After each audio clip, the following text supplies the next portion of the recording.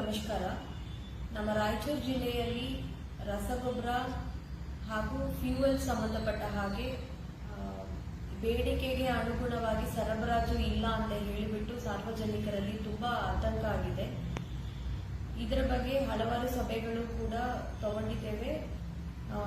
ಈ ಸಭೆಯಲ್ಲಿ ಹಾಜರಿದ್ದ ಎಲ್ಲ ಡಿಸ್ಟ್ರಿಬ್ಯೂಷನ್ ಕಂಪನೀಸ್ ಆಗಲಿ ಹಾಗೂ ನಮ್ಮ ಅಧಿಕಾರಿಗಳಾಗಲಿ ಅವರಿಂದ ಪಡೆದಿರುವ ಮಾಹಿತಿ ಪ್ರಕಾರ ನಮ್ಮಲ್ಲಿ ಸರಬರಾಜಿಗೆ ಯಾವುದೇ ಕೊರತೆ ಇಲ್ಲ.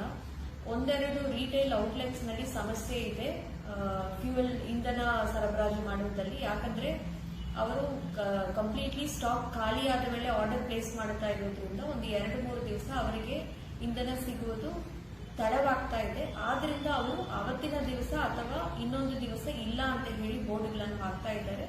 ಸೊ ಇದರ ಬಗ್ಗೆ ಈಗಾಗಲೇ ಸ್ಟಾಕ್ ಖಾಲಿ ಆಗಲಿಕ್ಕೆ ಅಟ್ಲೀಸ್ಟ್ ಒಂದು 3 ದಿವಸಕ್ಕೆ ಮುಂಚಿತವಾಗಿ ಅವರು ದುಡ್ಡನ್ನು ತುಂಬಿ ಸಪ್ಲೈಗೆ ಕೇಳಿಕೊಳ್ಳಬೇಕು ಅಂತ ಕಟ್ಟುನಿಟ್ಟಾಗಿ ನಿರ್ದೇಶನವನ್ನು ನೀಡಿದ್ದೇವೆ. ಅದೇ ರೀತಿ ರೈತರಿಗೆ ಕೂಡ ಬೇಸಾಯಕ್ಕೆ ಏನ್ ಬೇಕಾಗುತ್ತದೆ ಅವರ ಟ್ರಾಕ್ಟರ್ಸ್ ಅನ್ನು ಬಳಸಲಿಕ್ಕೆ ಅದಕ್ಕೆ ಇಂಧನವನ್ನು ಕಾಯ್ದೆ ಪ್ರಕಾರ ಯಾವ ಕ್ಯಾನ್ ನಲ್ಲಿ ಕೊಡಬೇಕಾಗುತ್ತದೆ ಅದರ ಪ್ರಕಾರ ಕೊಡಲೇಬೇಕು ಅಂತ ಹೇಳಿ ಕೂಡ ನಿರ್ದೇಶನವನ್ನು ನೀಡಿದ್ದೇವೆ. ಇದು ಅಲ್ಲದೆ ಯಾವುದೇ ಕಾರಣಕ್ಕೂ ಇಂಧನವಾಗಲಿ ಅಥವಾ ಡೊಮೆಸ್ಟಿಕ್ ಗ್ಯಾಸ್ ಆಗಲಿ ನಮ್ಮ LPG ಸಿಲಿಂಡರ್ಸ್ ಅಥವಾ ರಸಗೊಬ್ಬರಗಳಾಗಲಿ ಅದನ್ನು ಹೋಲ್ಡ್ ಮಾಡುವುದು ಅಥವಾ ಹೆಚ್ಚಿನ ಬೆಲೆಗೆ ಹೊರಗಡೆ ಮಾರಾಟ ಮಾಡುವುದು ಇದು ನಮಗೆ ಕಂಡು ಬಂದಲ್ಲಿ ಕಟ್ಟುನಿಟ್ಟಿನ ಕ್ರಮವನ್ನು ಕೈಗೊಳ್ಳಲಾಗುತ್ತದೆ.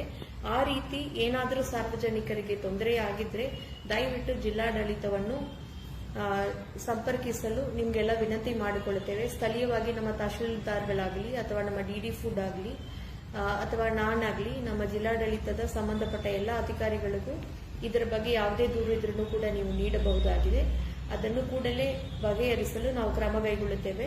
ಆದರೆ ಸರಬರಾಜಿನಲ್ಲಿ ಯಾವುದೂ ಮೇಜರ್ ಅತ್ಯಂತ ಸಮಸ್ಯೆಗಳು ಇಲ್ಲ ಅಂತ ಇನ್ನೊಂದು ಸಲ ನಾನು ತಮ್ಮಲ್ಲಿ ಎಲ್ಲರಿಗೂ ವಿನಂತಿಸಿಕೊಳ್ತೇನೆ. ಧನ್ಯವಾದಗಳು.